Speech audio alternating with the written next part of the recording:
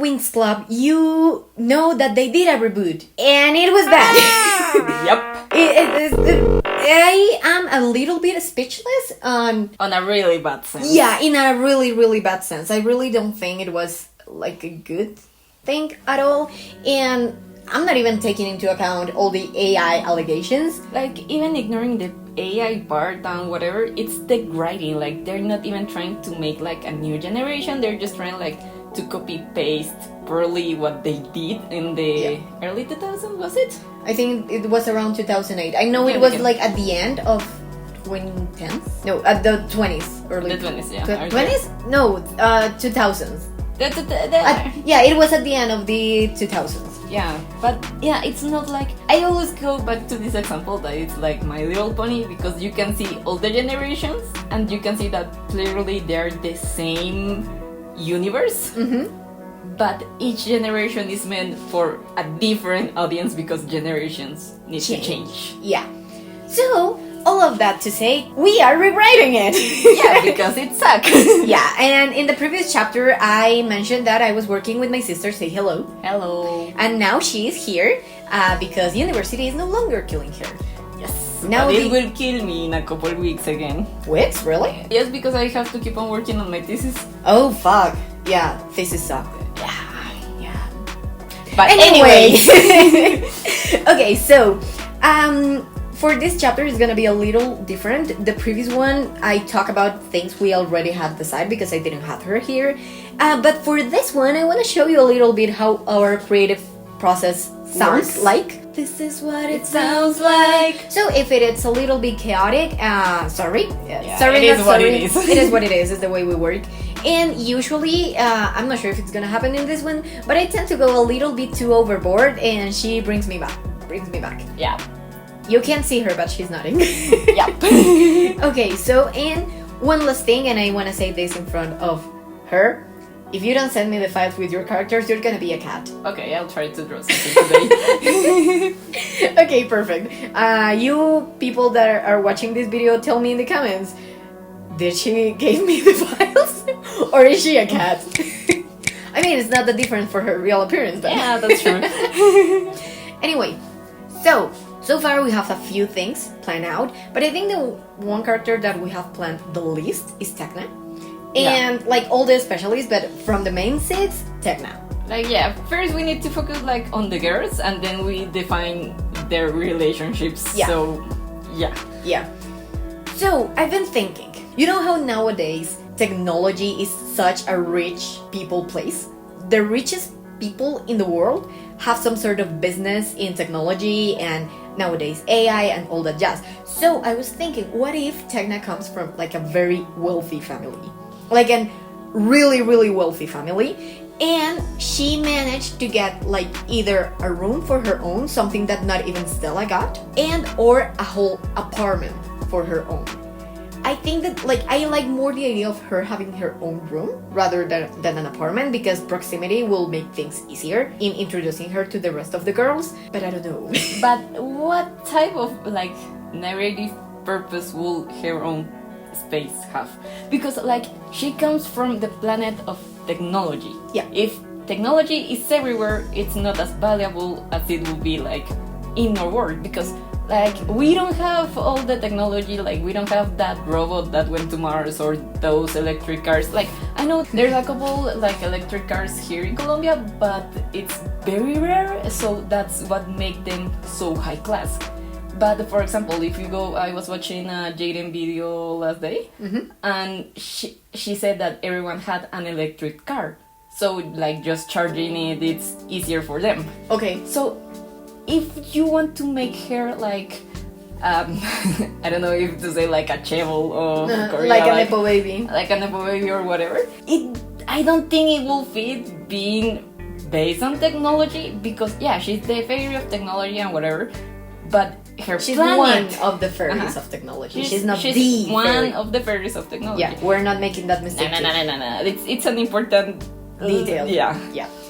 But like, she comes from a planet of technology. Of course, they're gonna have like cyborgs and robots, androids, and but things I mean, super high class. Let's think about this. One thing is to be the owner of ChatGPT and OpenAI, and another thing is to work on programming.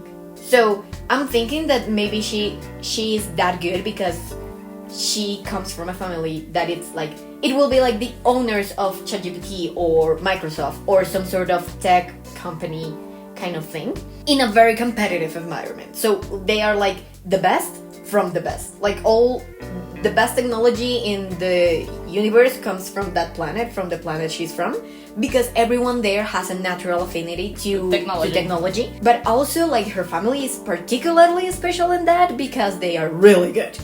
Like I'm thinking about this mainly from a perspective that we have Musa and Flora come from like a normal to poor background. Sí. And we have Layla with her thing that I didn't. Aisha, sorry, we're gonna be mixing Layla and Aisha. Yeah, because when we were watching it, she was Layla. I don't know when or why they changed it to Aisha. That's why. That's still a mystery to us. So what I'm thinking is she's gonna be her own thing in her own way. Yeah, she's gonna have. But I think it will be interesting to have a couple of characters that are like so damn rich that they don't know about real life. Like Momo from Boku no Hero Academia? Yeah, for example. Okay. So it's been a long while since I see Boku no Hero. But let's say Momo and Todoroki both are very familiarized with being Rich. wealthy. Yeah, like Loaded. wealthy. And while Todoroki, it's more like Down to calm. earth. He's more down to earth, but I think it's mainly because he's quiet. Yeah. And like again, it's been a long time. But I think that he doesn't feel like so out of place when he goes to see what Momo has as the others. Because the others never had a mansion, for example. Yeah. Or a butler. Or like they've never been that fucking rich. And Todoroki, it's like, okay, yeah, she's rich. But yeah, whatever, it's another day in the park. Yeah, so I think it will be interesting to have like that dynamic with Stella and Tecna being the rich, their couple of rich girls, and see how that affects their perspective of life. Of life, exactly. So stuff like, I don't know, Flora is thinking about buying a dress, but she checks the price and she's like, no, I'm not doing this because it's too expensive. And Stella's like, but I can buy it for you. And Flora is like, no, not worth it. Like, really, like, I like it, but I don't like it as much to pay this amount of money for a dress. And I think it will be interesting that Tecna, I don't know, like, neither of them really understand the value of money because they always had it. But I think it will be interesting to see how their perspective changed, because from one, Tecna, I imagine her like she has earned her own money because of her own inventions. Like she knows she comes from a wealthy family. Like, but she has made her own name in her own thingy, I don't know, with some sort of technological thingy. And I think it will be very interesting that let's go back to the example of the dress.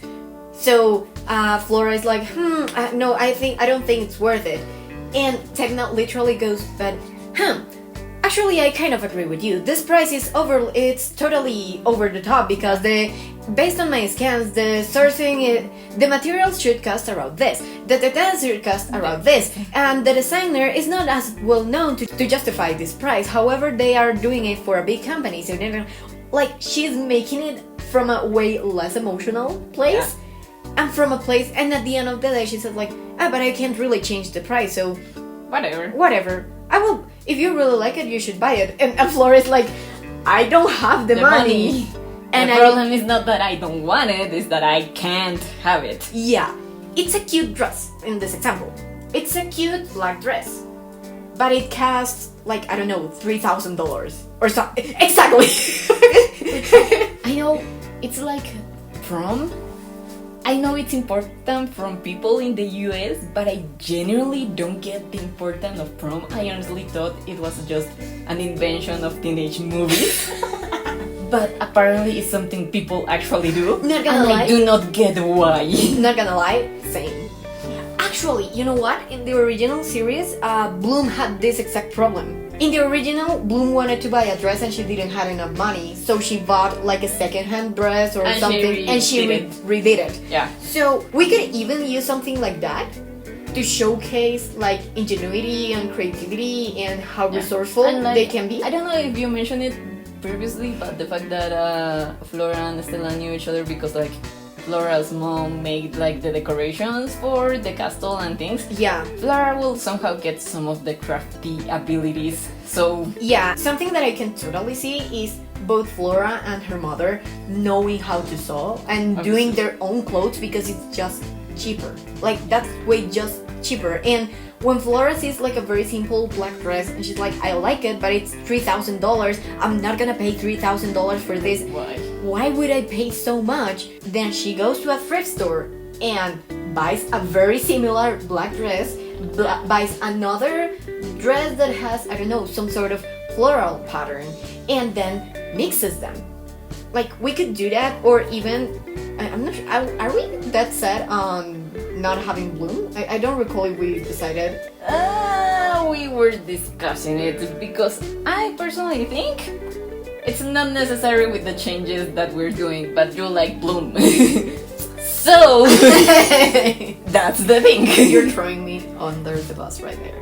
Because the thing being, with this new approach, we don't necessarily need an earth fairy to like explain whatever is happening or whatever. Like, the exposition can be done on another way, not just like, oh, this character is new to this world, so we can explain it to them so the audience knows what is happening. Wee! And not only that, I think that with Stella being the new protagonist, like, I mean, she wasn't exactly a non-protagonist before, but now she is the protagonist. Yeah, especially like, the first arc. Yeah, then like literally the show was called Magic Bloom before it was Winx, so Bloom was clearly the favorite. Yeah, I think bloom is not really necessary. And I think that with what we are doing with Stella, we could introduce the public, not necessarily to the world, but to Althea, because Stella wasn't in Althea before. She had never been there before, so we have her as the one that's like discovering everything. Yeah, like she already knows how magic works and everything, but she hadn't been to that dimension, place, world, or whatever. So through her eyes that already knows magic, we can do like the introduction of the place. And on top of that, I really don't think Winx, the original, ever did a lot of explaining in magic. It just kind of happens. Yeah, it just kind of happened, and I mean, I think they did some explaining when they were talking about, this had a special name, but when they fuse their magic, so it's like they had to take their hands and do a specific magic, like to make it stronger. Yeah, it was during the Enchantrix. So now that call is handled, yeah. I think the only explanation we were ever given about their powers was like right before their first transformation was like, fairy of music, fairy of fire, fairy of star, whatever thing that they are.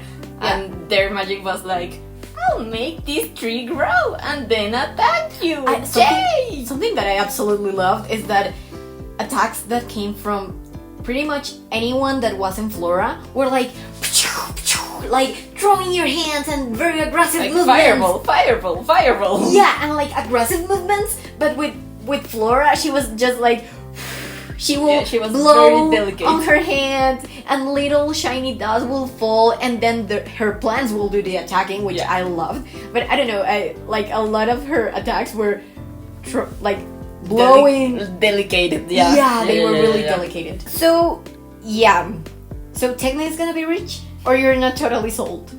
I'm not totally sold. Like, I get the dynamic you want to build with them, like the contrast between Stella and Tecna, but I'm not entirely sold on why she's rich. Okay. Because, like, once again, it's like Syndrome used to say back in the Incredibles. If everyone is super, no one will be. If everyone in her planet has technology, then it wouldn't be as important. Maybe you could say, I don't know, does she... I think we once said something that she knew Musa before for reasons, I think. I think we never defined it. Like, I think we said that they, like, work together, like schoolwork together, and Tecna is just that person that anything related with technology is like, go ask her. Yeah, but imagine like Tecna's family had to go to Melodia, ¿era? Yeah. To Melodia, like Musa's planet, and then there she met Musa out of nowhere. And I was like, oh, cool, whatever. she invented a very awesome speaker. I'm saying just random bullshit here. And that speaker was like, in her planet, it was nothing. It was just another speaker in a sea of thousands, millions speakers. But whatever she did special on that one was important for the people of Melodia. So she started selling it there, but her fortune doesn't come from her planet, but from Melodia's. Yep, I buy it. Yeah. So she will be rich for technology, but not for selling it in her planet, but for selling it in other planets. Yeah, because in her planet, like, everyone has it. So yeah. Okay, yeah, no, I see it. I'm not sure I'm sold on she going to Melodia and meeting Musa before, mainly because I think it will be interesting. Like, we already have a lot of connections inside the girls. Like, we have the thing with Musa and Aisha, we have the thing with Flora and Stella, and I think it will be interesting to have someone that's totally new to the thing, an outsider, because like that was a very interesting arc we had in the second season with Lila. Like, I loved it, and there was even a point where Stella said like, yeah, we five can do anything, and she was like, we are safe. Yeah, and she was so sad. I remember those chapters. Yeah, and the fact that Musa, I think that was one of the moments that make it stronger, Lila's and Musa's friendship. Yeah. Because like whenever Stella messed up, and she did a lot on that season, I remember that she messed up way too much. No, she messed up without ill intentions. Yeah. Like, she wasn't being intentionally mean, it just kind of happened. Yeah. But whenever Stella messed up, Musa was always there to like take care of Lila until either Bloom or Stella like actually apologize. Yeah, until somehow everything was fixed. Okay.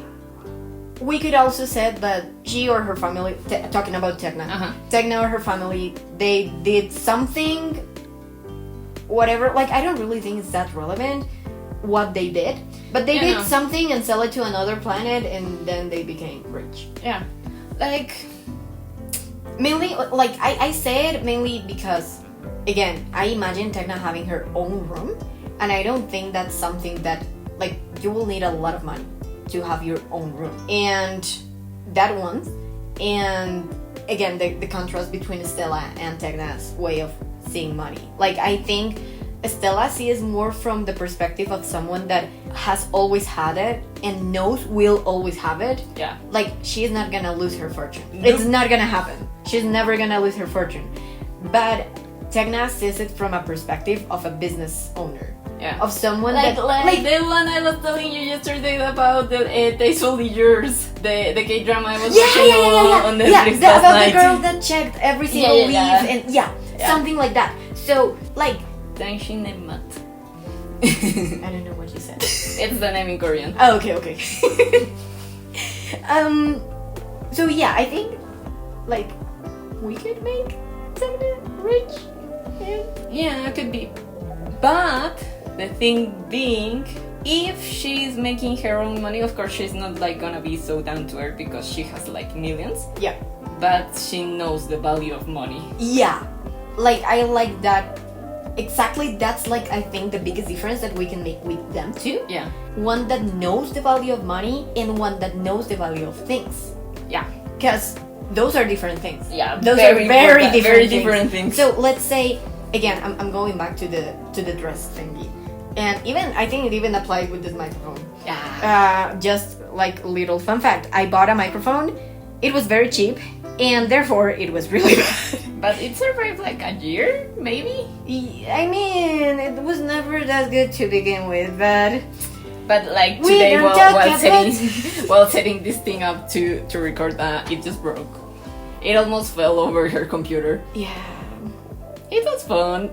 Yeah, definitely. I'm glad that like the iPad and the computer have their own microphone and they work really well. Honestly, they work really well because I've been able to record better with them than with the microphone I bought for that exact purpose. So anyway, we're going on a tangent and we're already over 20 minutes. But again, going back to the Tecna Stella thingy and the dress. I think that for, let's say, Flora, she values maybe too much money in the sense that she didn't have it. So she tries to keep it as much as she can. and save in everything. Yeah. So, like, of course, she will not buy a $3,000 dress, but she will also not buy a, I don't know, $100 thing that she really likes and that will actually be helpful for her. She will try to DIY it. Yeah. That is like Flora's perspective on money. Stella is like, I like it, I want it, I have it. And it will add value, but the things that she has so much that she doesn't really recognize what she has what- anymore. Yeah, and like, I honestly see Flora stealing from Stella's closet and just like, hey, can I take this? Oh yeah, I forgot I had that thing. Like something like that. And Stella values a lot, like, if this brings you joy, even if it is a little bit, you should have it. Because she has the money and the space to have all of those stuff. While Tecna is like, okay, I'm gonna, like, in a very Corporative view? yeah, like a very rational corporative view, and she will be like, okay, this is one of the products that are available on the market. This product is very similar to this one. The biggest difference here is the materials, is that. Okay, so is it worth the price? It is worth the price. Okay, maybe because of the materials, but these other materials are way cheaper and also equally as good. So no, it is not worth. It will be worth the price, but it's not the one I'm gonna buy because this other option is very similar. It will fulfill my needs, and it's cheaper. Yeah. Not because, like, she's not buying it because it is cheaper, but because the relationship between the price and the value it will bring her, it's like better than the other, than the expensive one. If the relationship was better, with the relation between value and price was better with the expensive one, she will buy it. Yeah. So I think those are very, and I think Musa will be like an intermediate point there. I'm not sure. We have to we'll decide. have to see. We'll have to see because, yeah. But I think that will give us like something interesting dynamic between the three of them. And between the girls in general, like how they go about approaching money. Yeah, I think we're gonna leave it there. Yeah. Because this is already long. So on a side note, like it's related, but I know these little details might not seem important because you will say like, okay, the story is not But about this story, this is not about the money and all that jazz, but those details are what really give personality to each and every character, is what makes them different people instead of just the generic thing that they have in the reboot. Honestly, I don't think they have a lot of differences between them. No. It's like they're pretty much all the same, and these little details will help us as writers to know which actions each of the character will take. Again, for example, the thing of the dress, or actually, how they like, will. An important example is like this type of things help to give depth to the characters. And like I was watching the other day an analysis over Atlantis and the Last Kingdom, and they're literally like all the cast are really how do I say this? That's the first one or the second one? Yeah, the first one. The second one doesn't exist. You haven't seen it. There's no war in Ba Sing Se. Exactly. Like there can be really one-dimensional, two-dimensional characters because like the mechanic wants to open like a boxing place, I think it was. The one with Dynamite wanted to open a flower shop and things like that.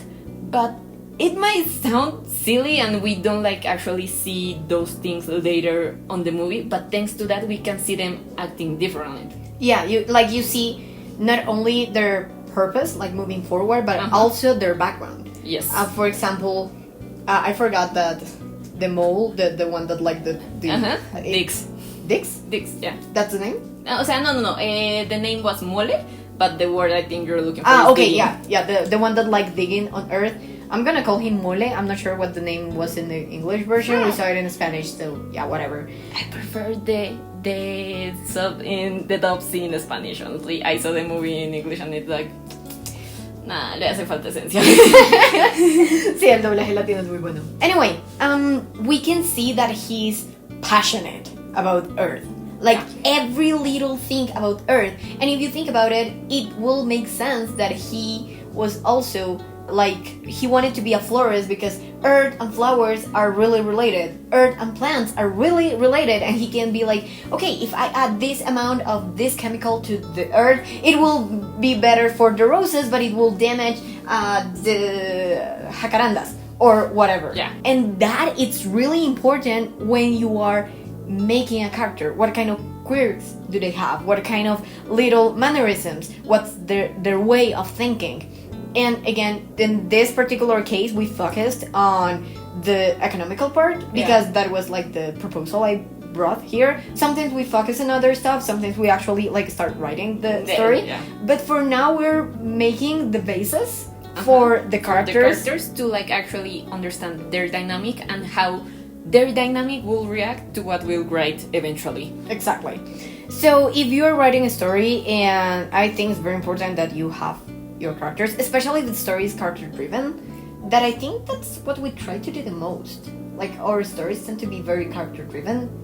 Yeah. We love world building, and we're gonna do an episode on that. World building is amazing, but yeah, like it doesn't work that you have like an amazing world if you don't like. If you have a shitty protagonist.